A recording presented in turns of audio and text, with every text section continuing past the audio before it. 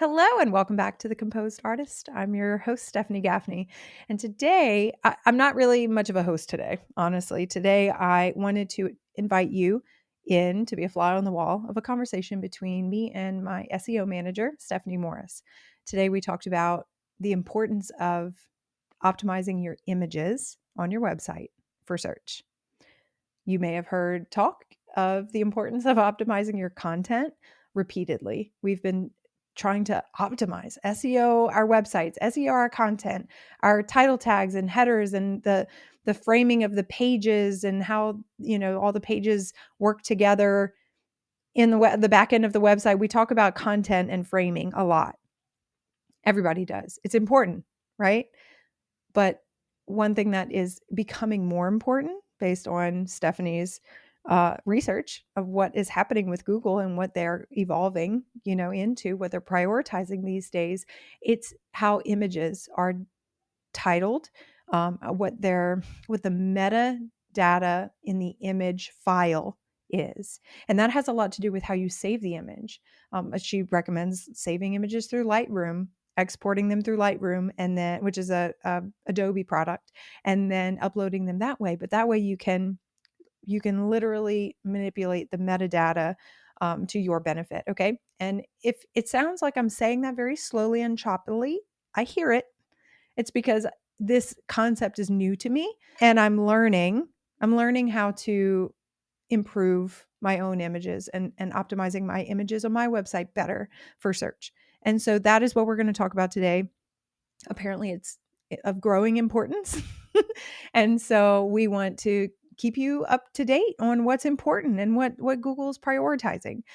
That's the purpose of today's conversation. And it was a really good one. And there was some venting a little bit going on, and there's some laughter. And so it was just a really great chat. And so I hope that you enjoyed today's episode with Stefanie Morris. Welcome to The Composed Artist, the podcast where we explore the intersection of artistry, entrepreneurship, and self-improvement, and continue to pursue a more composed life. I'm your host, Stephanie, an artist specializing in live wedding painting, living in the vibrant and soulful city of New Orleans.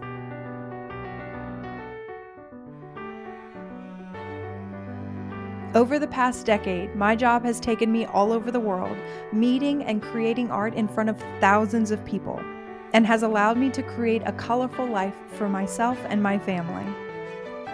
Now, I help other artists build confidence, develop their techniques, and fall in love with the art of live wedding painting.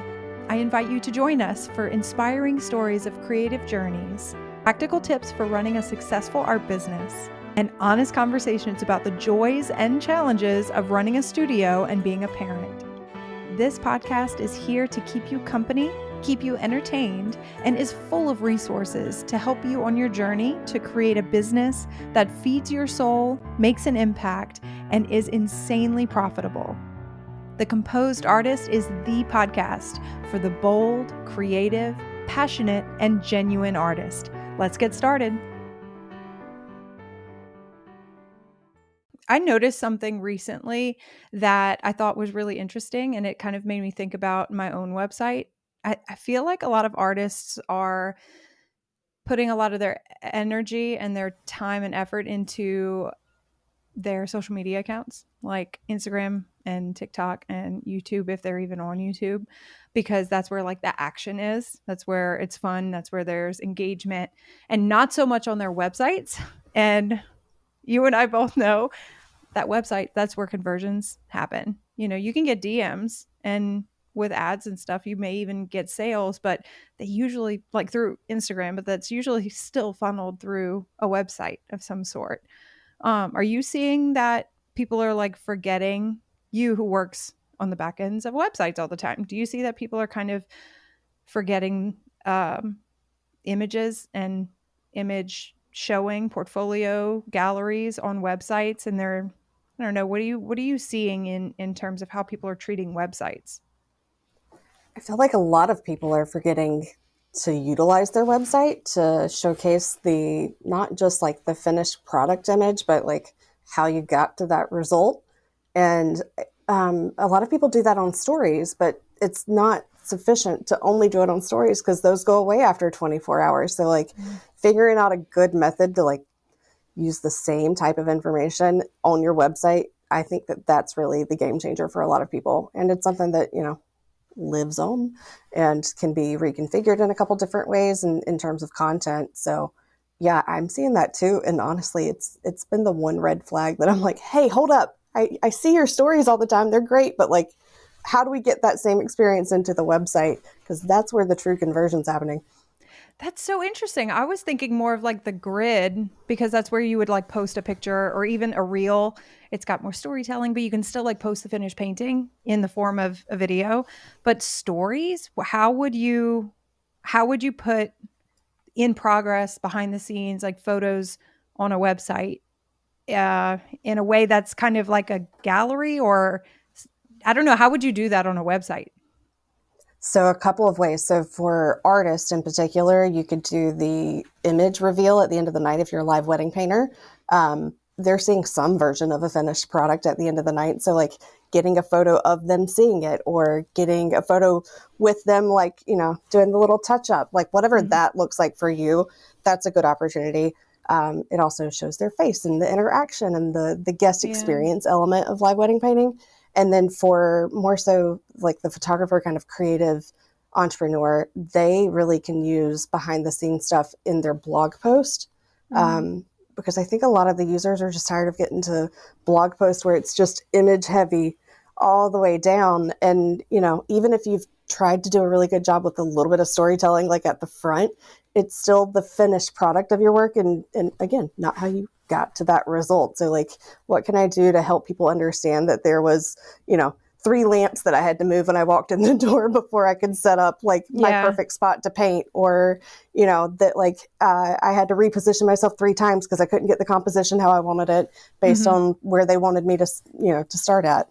There are a couple of things like that are really part of the actual experience of working with a creative entrepreneur, and everybody accepts that that's what it is, but you can really humanize yourself and position yourself as an expert when you're the one taking charge of what the space needs to be for yourself in whatever capacity, that photography or artistry, um, so that you can do that job well and get the result like you want it to be. Oh my gosh, yeah, and then there's so much that goes into the the impressiveness of what we do because we do like as a live wedding painter, I walk into a room and I really have to kind of pull elements together. It's not just here's your sitter who's ready and not going to move for 4 hours and here's this perfect beam of light that also won't move for 4 hours. There's a lot more.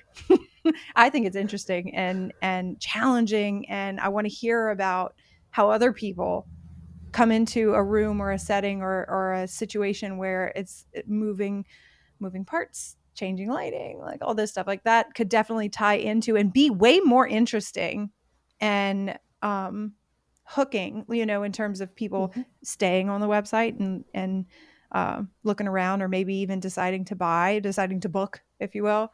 I think showing some behind the scenes pictures and videos and stuff like we do in our stories, I think that would be really, really effective as opposed to just sharing the gallery. I know that I need to update. We talk about this all the time, and I can only do so much. That's what this conversation is going to be. It's going to be Clone like yourself. my to-do list, just refreshing the same things I've been adding for 2 years, and then maybe in the next 3 months we'll cross one off. But that's fine. Um, One thing at a yeah, time. that's that yeah, one thing at a time, literally. What in turn like you mentioned like blogging, and that's something that I will do one day. We're doing well with the podcast. The podcast, you can see all of the episodes kind of written out and formatted episode by episode on the website. Thank you for helping me with that. But Of course. blogging, is as a former graphic designer and as an artist and a creative and somebody who cares about what things look like. You mentioned blog posts being like a little bit of storytelling and then image heavy. Um, at what point, in your opinion, does it not matter what it looks like and matter more how it operates on the back end and how everything is like titled or tagged or structured on the back end?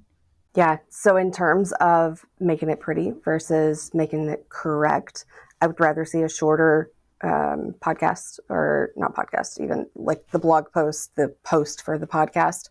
I would rather see a little bit less detail on the actual page visually and the design side of things, and then make sure that all of the details are correctly tagged so the images are named correctly before they get into the website. The alt text is there in place, that the title is optimized well. There's enough content for Google to really get a good sense of what the blog post is about. Those are my priority items. Yeah, like when you're doing your job, like it's my job to keep up with current events and trending things in the wedding industry, and even like fine art, like what's going on with trends, what's contemporary, what's considered contemporary now. How can we all learn from the greats and still grow and make new things? How can we market those things on social media? How can we stay relevant with trends on social media? Like, it's just, that's my world. Your world is keeping up with what Google's up to and what the search engines are up to and how they are prioritizing certain websites over others. And I mean, as a business owner who sells things and books things through my website online, I want to be found by Google. And I know this because we have been working together for years, and you keep patiently reminding me of the importance of optimizing my images and optimizing my content and like title tags and header tags. And I know it's all very important, but like you can't, as an artist, you just simply cannot exist on a website with a portfolio, like a gallery and a contact form anymore.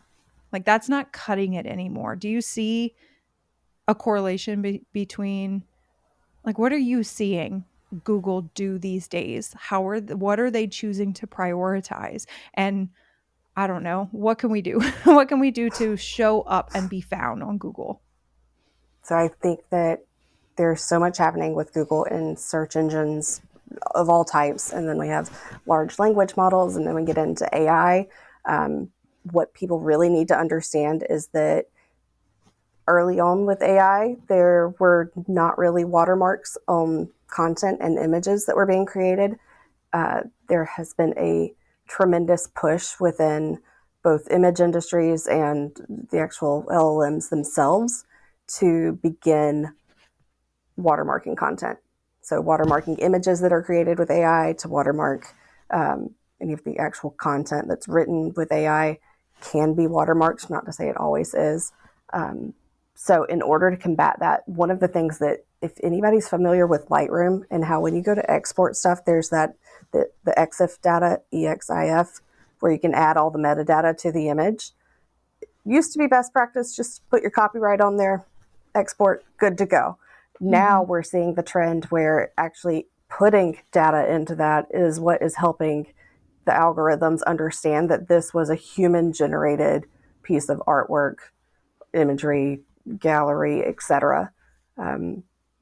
And so many things going on the back end of that, honestly. Yeah, that sounds so complicated. Like, I used to just like take a picture and it be a JPEG and me title it for my organizational purposes, the Yep. year, the venue, maybe the couple's last name, so that if I needed to find it on my own server, I could go back to like one of those things. But God, there's so much more involved in the data within an image file. That's insane.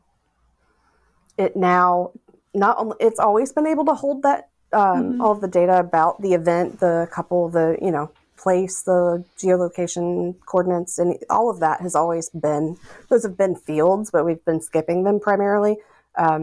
Now I think it's just imperative that, especially if you're outputting artwork, a fine art piece, a piece from a wedding, that, yeah, let's go in there and give it as much context as possible, particularly for artists, because it is a painting.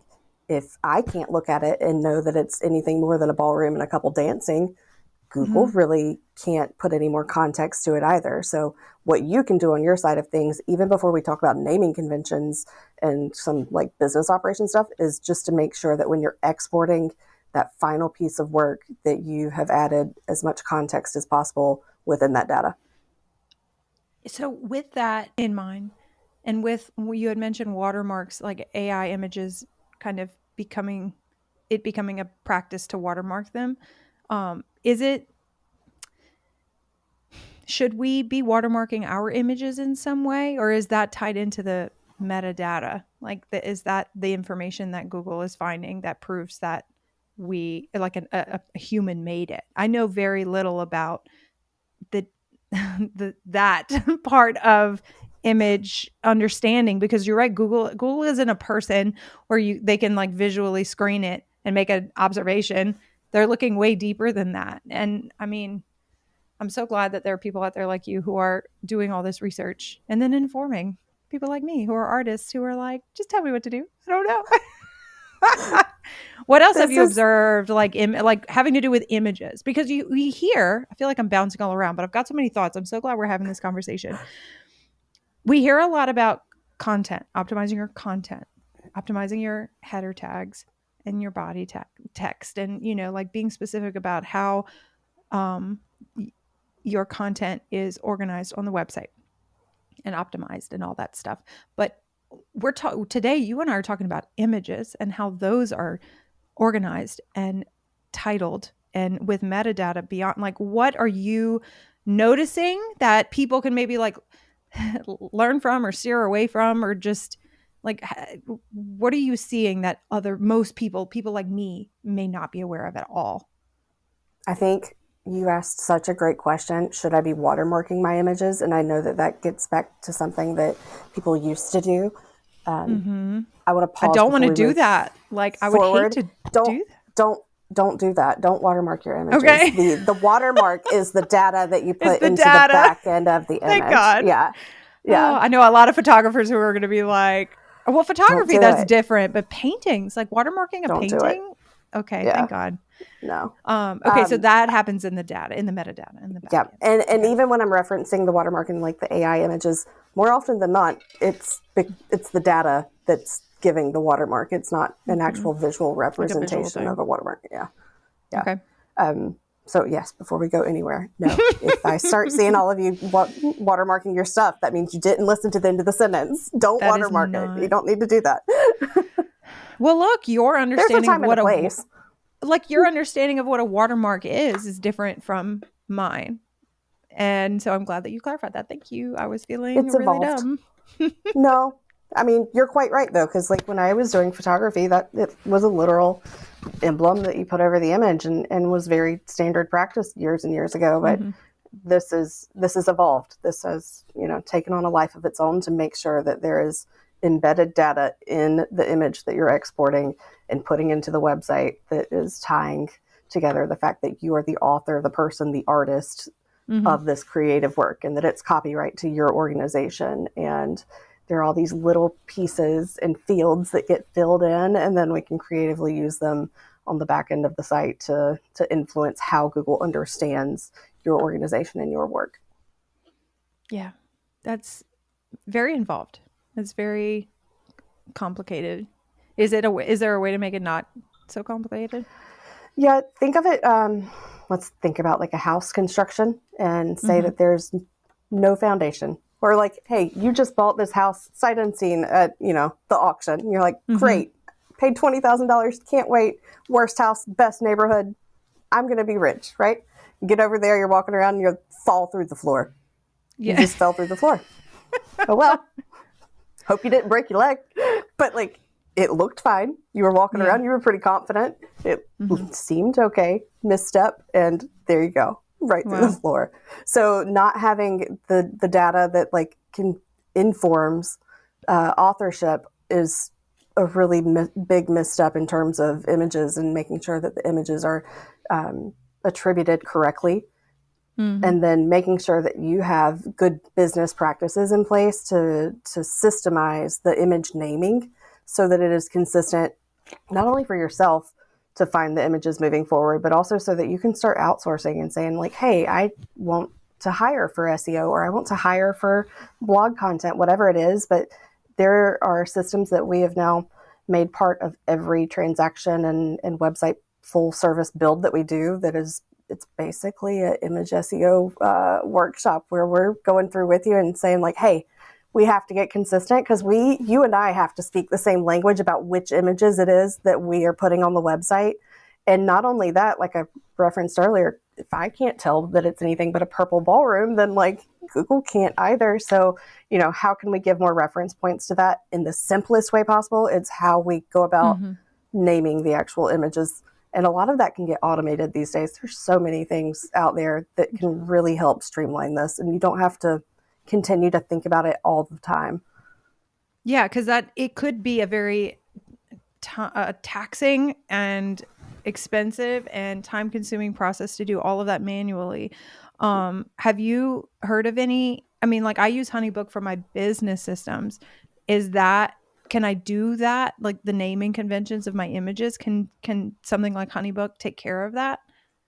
Yeah, so you could actually use all of the form fields from your proposal in HoneyBook and then use a program like Zapier, however you want to say that, Mm-hmm. and then have all of these components tied together so that you are basically just one-to-one with the information you collected from this person, trickling it into the places it needs to be. So you could have Zapier go ahead and set up the Google Drive folder with the couple's name and the date from Yeah. the start. Like once they click sign, you can have Zapier, all right, make a folder in this subfolder with the couple's both names and the date. Mm-hmm. Maybe that's all you know. Maybe they don't know their venue quite yet. That's enough to get started and stay Yeah. organized.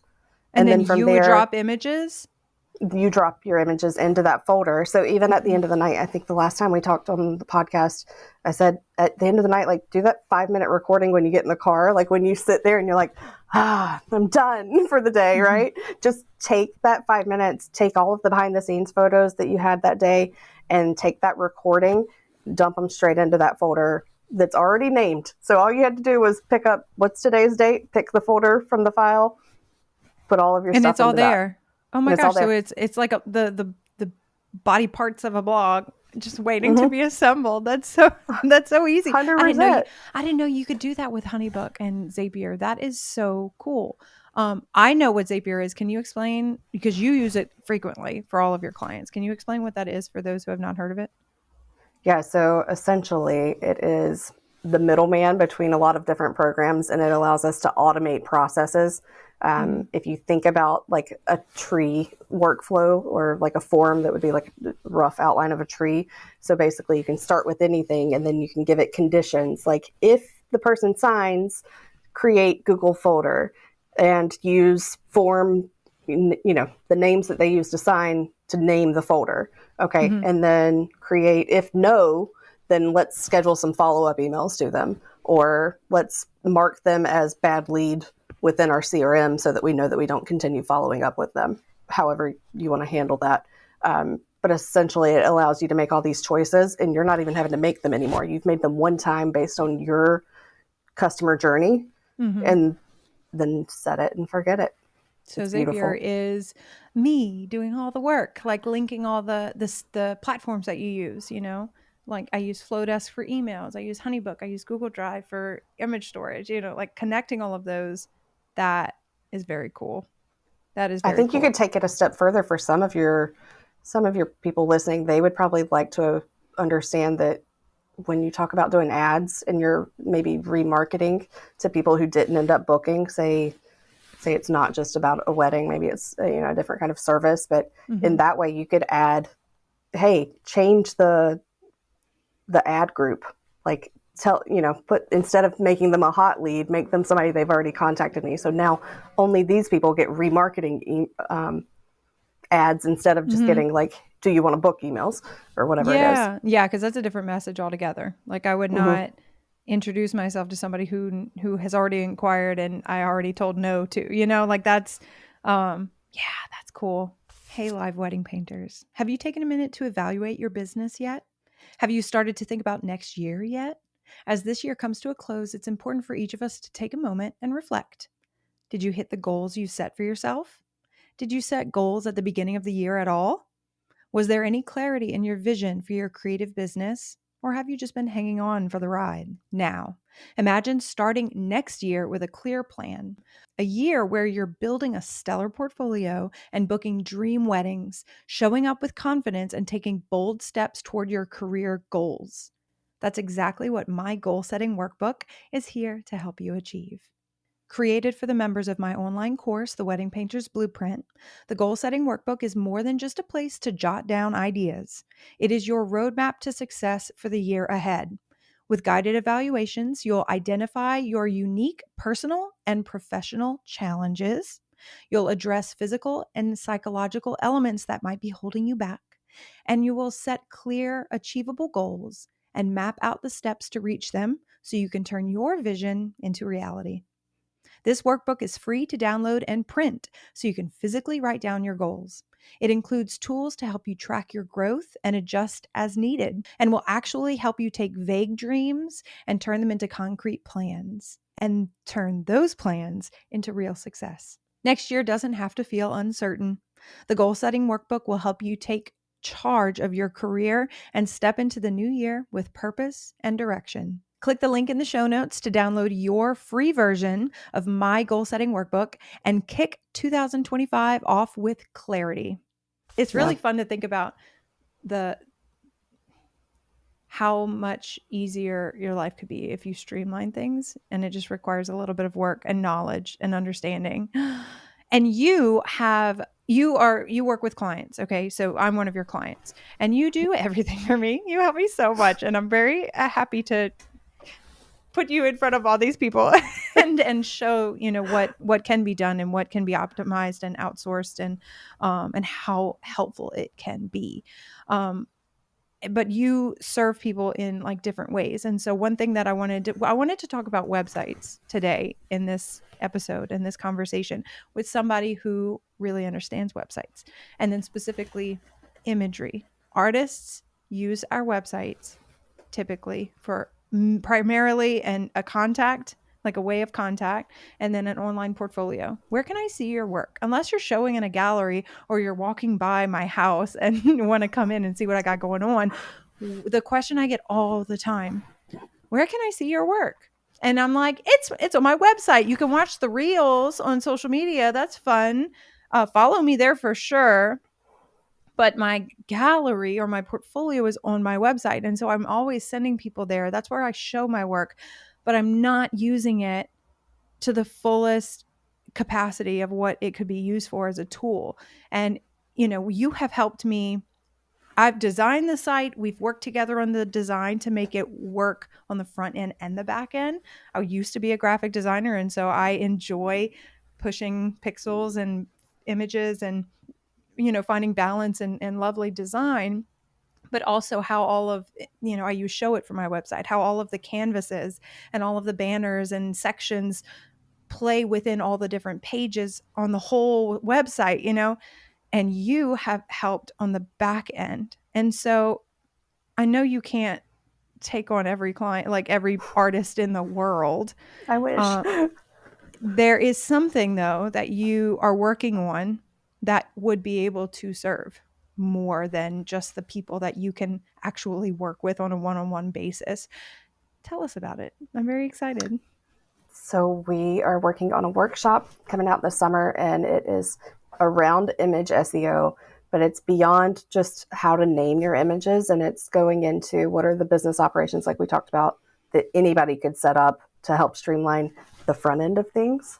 And then what are the naming conventions that get created from that kind of formula that we have, and making sure that you get consistent and stay consistent with the image naming. And for me, it's something that I've been running into for years, and this has been the not patented, but like the proven process that I push everybody through at this point is, hey, we have to do this legwork so that we are saying the same things when we're referencing your images. And so that I understand what they are, so I can help Google understand better what they are. So it really is a workshop that is hands-on. We're going to do a limited run the first time. I think it's 10 seats that we'll have open. So you'll have to apply for it. But I am so excited about it. It truly is what changes and elevates the both the experience that I can give to my clients, but also like what their websites are capable of doing, because they are so well structured when we begin uploading images. It's not just, pull in whatever looks good. Yes, that is a big consideration. This section, we need a cool tone. Okay, well, you can do that visually, but like we've named stuff so that we could set up a gallery that's just for outdoor ceremonies or outdoor receptions, or, things are named so well that we are able to make choices as we're designing. And we're not having to go, hang on, let me go find that other image. And even if you don't have that image loaded into your site right now, same naming mechanism, just go search your computer. It's going to come right up. Look at that. Saved you so much time and energy. And really all it came down to was making sure that you have the business operations set up to feed into the system so that you can, outsource. You can yourself more easily get creative when you're in your website making design choices. And I'm so excited about it, truly. Yeah, that's thrilling. Well, technically you will only have like 9 spots because I will be sitting in one of those spots. That's true. That is true. So could somebody sign up for this and not without the intention of like working with you and really just use it for their own benefit to set up their own systems and optimize that and start naming their images properly? Or is this something that is saved for clients or something like that? We're going to run this one for anybody, so you don't have to be working with me to be in the workshop. It will turn into an evergreen offer. I'm not sure if it's in its full capacity will be evergreen, because there are a lot of components to it. And I'm not sure that really serves everybody that wants to kind of DIY it. So I may take out some pieces that are a little too technical or would require like too much conversation point for the living version later. But for right now, this is really for everybody. Anybody can step into it. If you do photography or if you paint, whatever your output is as that creative work, then you are creating images, and image SEO is important. Yeah, I completely understand what you're talking about. My course, the Wedding Painter's Blueprint, is a guided course. It was created to be a guided course. And like every single day, I'm like, is there a way to offer this without the guided element to it? Because it's so much more beneficial. It's like a mastermind. Like, so having that guided element is so much more beneficial. But at the same time, not everybody wants or needs that. And so, I get that. I mean, we could talk online courses all day. Maybe that's another podcast. Oh, yeah. Oh, that's so cool. Okay. Yeah, I'm really excited about that. So the reason why I wanted to talk about websites is because I was actually a guest on Andrew Tischler's podcast, The Creative Endeavour. And I've been listening to his podcast for years, and I've watched him on YouTube. He's got an online academy, big, big, big. And he saw my website. Like, he found me on the website, and that was because of the placement. Honestly, I'm placed really high on Google because the website's doing well. Surprise, surprise.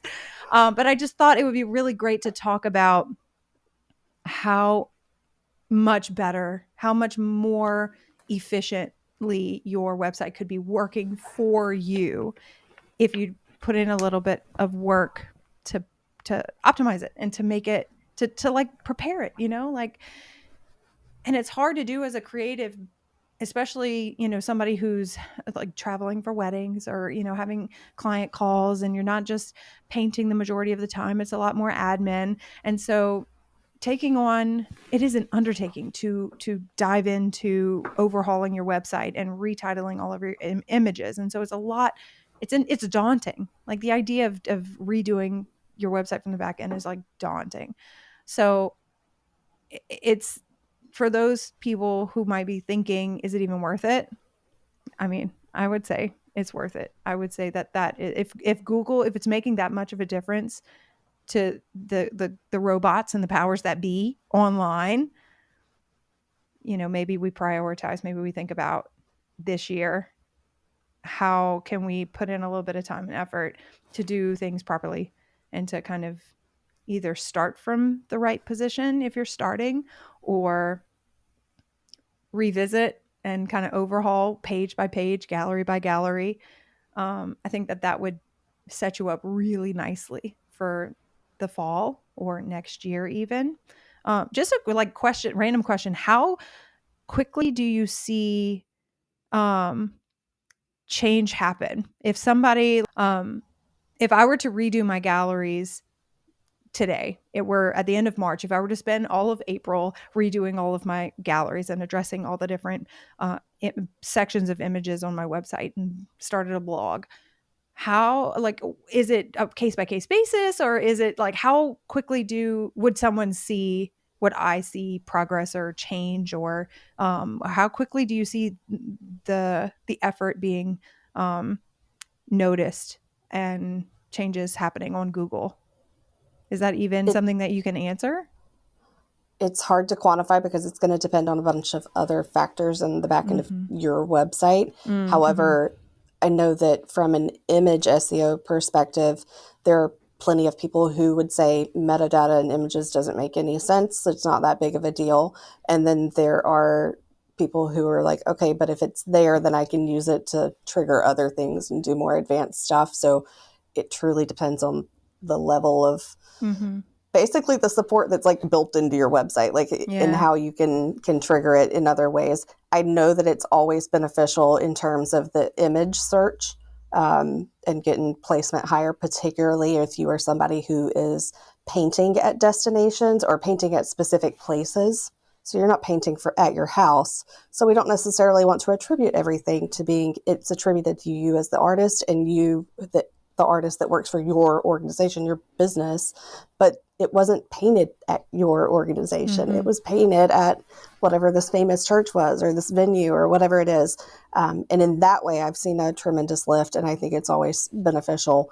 Um, and does that matter necessarily for the image SEO, like right that second and happen, right away? Sure. Probably not. Google's going to have to recrawl and make sure that it understands the fact that you've changed these URLs or changed these image URLs, that kind of thing. Mm-hmm. But it also is incredibly important in terms of what you're able to do and maximize your actual website and how the user gets to experience it, and restructure smaller groupings of images in the portfolio so people can really enjoy and take in what makes your stuff different from everybody else. Because Yeah. it's The hard when it's just locations. one sliding thing of every piece of work you've ever done that you liked. A Mm-hmm. portfolio is not every piece of work, but whatever you're highlighting, versus being able to like do little call outs of the different, you know, areas you've been to, or types of events you've painted, that kind of thing. You're also encouraging kind of connection and engagement with those venues and those locations and the photographers. Oh, actually, that made me think of another question I had for you, because sometimes I will wait, if it was like a really great wedding, I will wait to receive photos from the photographer or clips from the videographer because I know the quality is going to be better than like my phone. What's the protocol for sharing images on your website that benefit you and your website and what your goals are, but also still credit the photographer, credit the creator of the image, and it's all fair all around? Like what's the protocol for that?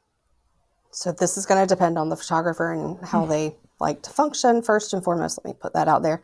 Yeah. But primarily, the way that I see this working out is that you would get the images from the photographer. You're going to download the web-sized images, and you're going to assess and look, did the photographer rename the images when they exported it, at least with the couple's last name and maybe the venue name? And if they didn't, it's just kind of a random smattering of letters and numbers. At that point, you need to take on the image, you know, naming Titling and convention stuff. that you've Yeah. come up, and you need to retitle them before you get them into your website. And then at that point, you could be very nice and add the copyright back to the photographer when you're Mm-hmm. exporting them out of Lightroom. That would be most positive, and I think most photographers would applaud that. However, bare minimum would be making sure that you have them credited on the page that you're using them, um, Yes. particularly for blog posts. So, like making sure that you have the call out with the link to their actual website, not to their Instagram. Um, oh, can I vent about that for a moment? Yes, let's hear it, because you were a former photographer, and so this is very important because I want to be respectful of the photographers who are so kind to share their images with us. Like, I get copyright, I get that's my picture. I want, like, I want some credit if you're putting it on your website. Oftentimes I'll also pay, like I'll offer to pay a photographer, or I'll hire a photographer to take certain photos. I've done that before, but I really want to be respectful of that, of rights, of crediting and stuff. So tell me, like, vent, let's hear it. Let's have it. Oh my gosh. So when people do blog and there are multiple vendors and you're Mm-hmm. linking to URLs for each of the vendors, that's best practice. If that person has a website, do not send them to their Instagram or their Facebook or their TikTok. Send them to their website. Mm-hmm. Plain and simple, send them directly to that person's website. It is the only platform that you own and control. So Mm-hmm. making sure that you get traffic to that is imperative, and it's definitely something that is a positive for SEO, that you get traffic directly to your website. Um, I see that all the time in all sorts of industries where like the link is like to this person's Instagram because whoever's writing the blog post would prefer to be on Instagram, but Mm-hmm. your preference at that point is a little disrespectful. Send them to their website. Ooh, yeah. And then if you're sitting there and you're about to make the decision, where should I send them? I mean, I would think, where is this person likely to nurture this referral? Or, you know what I mean? Like, where I would not want to link a website that was kind of dull and outdated and no, like there's broken links and there things like that. And so I would, if they're more present on Instagram, I would want to send them there. But sending them to the website, obviously for all the reasons you just mentioned, is better. It's a gift. It's a better solution for everyone. Um, and then think about how the experience from other people who might be tagging you. What do you want people to think when they land on your website? How easy is it to use? Are the forms simple and clear and concise? Is it serving the reader, the audience? Is it, I don't want to say is it converting, because that's not like a question they would answer, but um, are you serving the people that go to your website, and how? So that's a lesson I always like to come back around with. Are Yep. you, Stephanie? Yep. Are you serving people properly? I love to learn a lesson. Shoot. Gosh, cobbler's kid never gets shoes. So Oh, girl. I stuff know. I could happens sit across the here. board. How easy is it for you and I to sit here and say, here's what you should do? And then we'll have a We both meeting have and you're like, project lists 100 Stephanie, things deep. do the blog one day. Oh, gosh. But I you do mean, what you can, like you projects. do what you can when you You do what you can, can. and Hmm. you try to do it to the best of your ability, and that's the most important part, I think.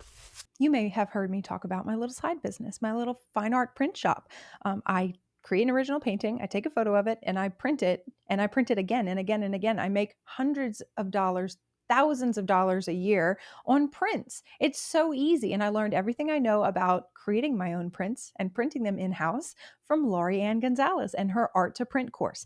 I highly recommend, if you are an artist and you want to make easy money from your original works and even the commission works, you can resell those as prints. I recommend you check out Art to Print. Laurie Ann has a very direct way of teaching, and you are really going to appreciate her no fluff method of giving you information and telling you exactly what you need to do to make making fine art prints in your own studio a breeze. You can check her out online at learn.laurieannart.com. That's learn at LAURIEANNEART.com, or just click the link in the show notes for my affiliate link. Check her out and thank me later. And in terms Yeah. of, so when we were talking about the credits for photographers, that's Mm-hmm. going to be different. If you paid for the images, you probably Mm-hmm. don't have to credit them. That's part of whatever the contract and agreement was that you had with that person. Right. Images that you get in return from shooting a or they shot the wedding, you were a vendor there. Again, kind of is going to depend. I usually would just ask, you know, Mm-hmm. I was going to do a blog post with these. Is that okay? As long as I make sure that you're credited, on the blog post. Yeah. Okay, cool. That's usually fine. It depends. And then there are people who, like you said, like just really do all of their engagement on Instagram instead of, whatever the other platform is. And if they say that's where they want the traffic, then so be it. But the assumption, if you're making an assumption and a decision, let it be their website ahead of whatever else. If they've not told you otherwise, let it be the website. Yeah, I would want people to go to my website. Instagram is fun, and you can get to Instagram from my website. Yep. But the website is where there's information and there's storytelling and there's it's guided. It's guiding you to send me an email. Like, what are you interested in? How can I help you? How can I serve you? People forget that Instagram is meant to give the experience and to start conversations, whereas your website, if it's done really well, it's actually meant to give these people most of the information they need to make an informed decision themselves. You've Yes. guided them on the experience that you wanted them to have if your Mm-hmm. website is doing everything that you want it to do. So yeah, you might, if your SEO is super great, you might have less leads that are of less quality and more leads that are higher quality. So to say Yeah. that a different way, just you might have higher quality leads, but less like quantity of them. Instead of getting 100 leads every month, you might get 25 that are really well qualified because they put themselves through the paces of looking through your facts and your Yeah. investment page and your portfolio. And, the whole point was to get them to have a great experience on your website. And if they are doing that, and then when they do get to you, it seems like they're already pretty well informed. You have done your job. Your website's done its job. Pat yourself on the back. You're doing it. Yay. And then hopefully they fill out the form and then they are Yep. qualified and then they book you or buy something. That's Yep. exciting. That's really exciting. I wish I know like Shopify and even PayPal, like if you have the app, like it'll make the little ching sound. Like I Yep. wish I had some sort of like yippee sound if somebody filled out the form, like some sort of audible. Maybe we can make that happen. Somebody reached Maybe we can out. program that. Program that. Put that on your to-do list. I'm going to add that to my list. Maybe we'll add it to the image SEO, like a success sound goes to your phone. A success. Oh my God. That would be so funny. I'm motivated by that. Oh my gosh. I love it too. I'm such a I love it. kid. Okay. What else drives you crazy? This is what I want to know. What else drives you crazy? And don't just go through the list of things that I do. Like when you see in general in your research, you're like, gosh, if only people knew, what I want to hear it. So often, particularly on Show It and Squarespace websites, and it's partially because of how the platforms are set up, but very often I will see people who have typed out their name as in the header itself, and then they've I'm Southern and just can't speak today apparently. Then they've put a header tag on that typed out wording of their name. So then the header, so whatever it is, if you gave it header 1, 2, 3, whatever, it doesn't matter. Whatever that is showing up on every page as Wow. the first header that appears in the list. So even if you're using a header 1 on the about page, there was already a header 2 and it was your name. So like it's just out of sequence and it just drives me nuts. That is Only use navigational tags on header words and make sure that they are not uppercase. That's another one that drives me insane. You can choose the font to be uppercase, like after you type it correctly, but type it correctly and then choose to format the font as all uppercase or title case or Really? paragraph. Is that just does that just bother you because it's an accessibility thing. Oh. So Is it any difference? Like if you were to type it or if it's to search it, lowercase, well, sometimes you'll see it in search where it's just like all uppercase. Typically it gets corrected into title case, but uppercase, a lot of times if it's on the website and somewhere within like breadcrumb navigation, you'll just see it all uppercase in the actual search results. which is crazy. It is feels like harder they're to yelling read. at you. Yeah. It does, but it's one of those that's harder to read at a glance, and people are making such quick decisions, both in search and when they get to your site. It's okay when it's in the navigation itself, but like in search results, like you're yelling at me or like I had to take an extra 2.2 seconds to like look at that word and make sure it was what I thought it was before I made my choice to click on it or not. So it's a little nuanced thing, but I see it a lot of times in the drag and drop builders. Yeah, I didn't even think about that. If I were to put like something in all caps, it would be because for some reason that design element was in all caps in like a beautiful serif font or something, and Yes. it was just Yep. for a design element, it was caps and it looked pretty on the page, but it probably did translate into caps in a tag, which isn't necessary. Yep. Yeah, that's something I wouldn't even think about. Everybody take Yeah, so note, pay use the attention. formatting drop down and choose it into uppercase, but don't just start there. Yeah. Wow, that's so cool. I'm trying to think if there's anything That's that a really frustrates me. good call out for that one, Stephanie, though, because a lot of times you don't realize you're already in caps lock if you have the design element set to all caps or all uppercase, and you start typing and you're like, oh, I think I need to turn caps lock off halfway through the word, and then like half the word is uppercase and half of it's lowercase, or there's like a random letter in between that's lowercase because like you got confused, but you can't tell because you're looking at a drag and drop builder that has uppercase selected. It's more nuanced into accessibility and just making sure that anybody that's getting to the site, no matter what code might break, can really read it and take in whatever the information is and get to the point of whatever it is that you want them to do with the website. Is there a way to easily check that, or does somebody have to like go in and click on each section of text or each tag? Like, do you have to manually do that? I guess so, huh? You could preview the code. You can, in Google Chrome, you can hit Control I, and it will preview the code for you. And then you could like hover over and see if they are truly just written in all caps or written correctly.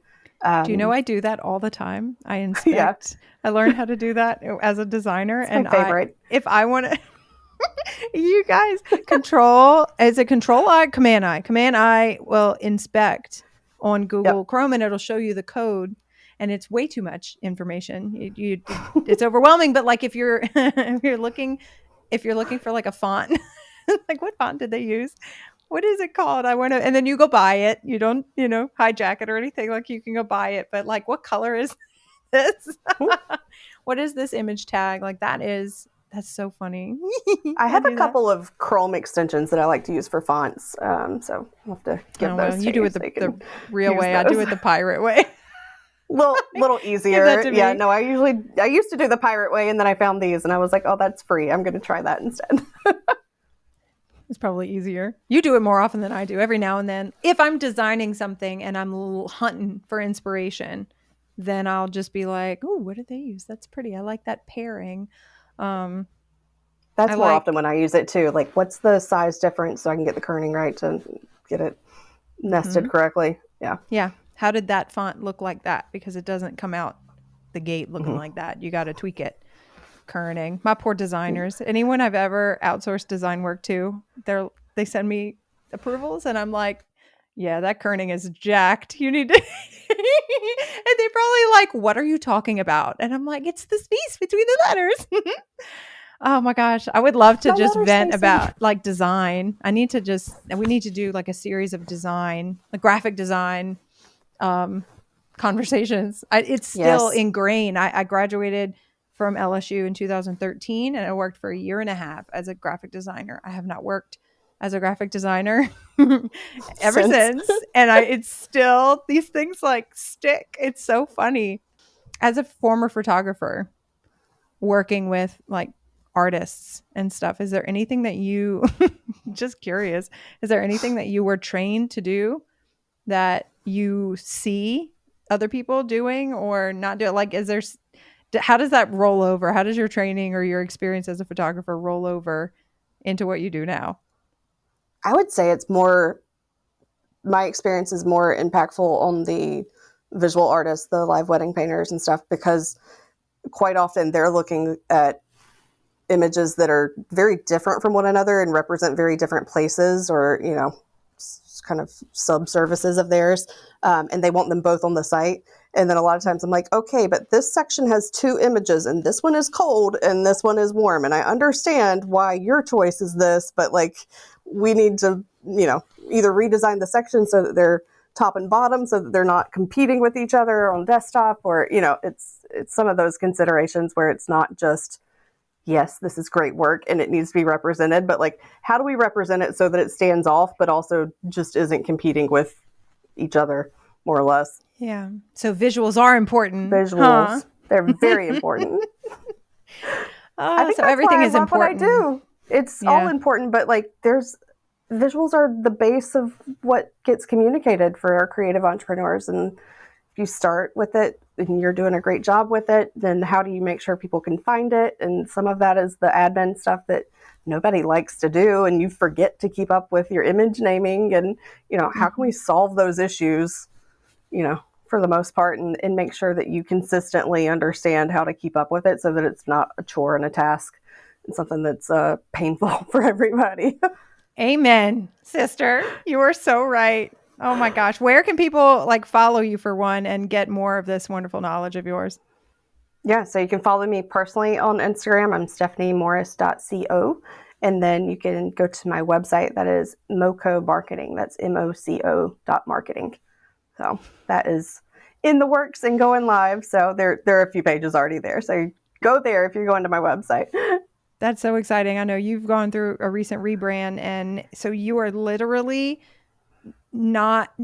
you are going through all the stuff that you're telling all of your clients to go through. And I can appreciate that. I'm glad to see you working hard to build something from the ground up and doing what you preach, because you've Yes. been working with me for years, and everything that I want to do moving forward, you're like, okay, let's do it right from the ground up. Don't just start with a pretty design.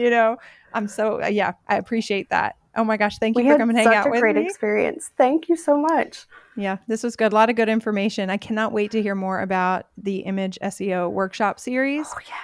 Which 100% I will be a part of, because it's more knowledge that I don't have right now. We've kind of talked about it. We've talked about how important it is and what could be, but I want to learn so that I can help you help me, because that's where it's time consuming, because there's still things that I could be doing to help you, even though you do most of the work for me. I've outsourced that to you, we work together. 100%. And I didn't even think, going all the way back to the beginning of the episode, I didn't even think about the story, the intention behind my story posting on Instagram. Yeah. Pulling those pictures and then using that in blog posts or in storytelling on the website. I did not even. You already have the content. Think you could do that. Yeah, that's crazy. I mean, it's easy. It's easy because it's already in my phone. I've got 10 years. Well, no, I delete every couple of years. I'll go through and delete some, but I've got years of images, behind the scenes images that would help with storytelling. So yeah, we got a lot of work to do. This could be great. Okay. Thanks, Steph. Thank you. Thank you for tuning in and joining us on this journey of artistic exploration, entrepreneurial growth, and personal development. Remember, you have the power to create a life that is both fulfilled and balanced. If you enjoyed today's podcast, please subscribe to The Composed Artist on Spotify, Apple Podcasts, and YouTube. And don't forget to leave us a review. Your feedback means the world to us and helps us reach more creatives like you. Until next time, keep creating, keep dreaming, and keep pursuing that composed life. You got this.